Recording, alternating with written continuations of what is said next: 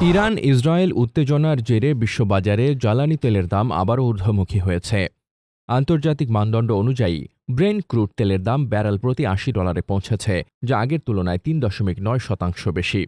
যুক্তরাষ্ট্রের নিজস্ব WTI ক্রুডের দামও বেড়ে দাঁড়িয়েছে ব্যারেল প্রতি $৭৭, যা ৪.৩% বৃদ্ধি। বিশ্ববাজারে এই তেল মূল্য বৃদ্ধির প্রত্যক্ষ প্রভাব পড়েছে যুক্তরাষ্ট্রের শেয়ার বাজারেও। S&P 500 ফিউচারের দাম কমেছে 0.৬%।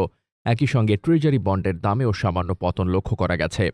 গত এক সপ্তাহ ধরে ইরান ও ইসরায়েলের মধ্যে চলমান উত্তেজনার ফলে বিশ্ববাজারে তেলের দামে ব্যাপক ওঠানামা দেখা যাচ্ছে। কখনো যুদ্ধ ছড়িয়ে পড়ার আশঙ্কায় দাম বেড়ে যাচ্ছে, আবার উত্তেজনা কিছুটা প্রশমিত হলে তা কমছে।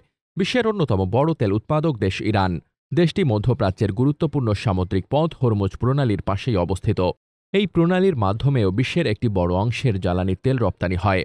এমন পরিস্থিতিতে ইরানের পক্ষ থেকে এই প্রণালী বন্ধের নীতিগত সিদ্ধান্তের ঘোষণা বিশ্ববাজারে বড় প্রভাব ফেলেছে।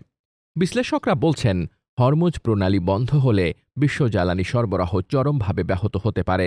এর জেরে যুক্তরাষ্ট্রসহ বিশ্ব অর্থনীতিতে বড় ধরনের চাপ সৃষ্টি হতে পারে। ইতোমধ্যেই যুক্তরাষ্ট্রের শেয়ার বাজারে বড় ধসের আশঙ্কা দেখা দিয়েছে। ডেস্ক রিপোর্ট, বার্তা বাজার।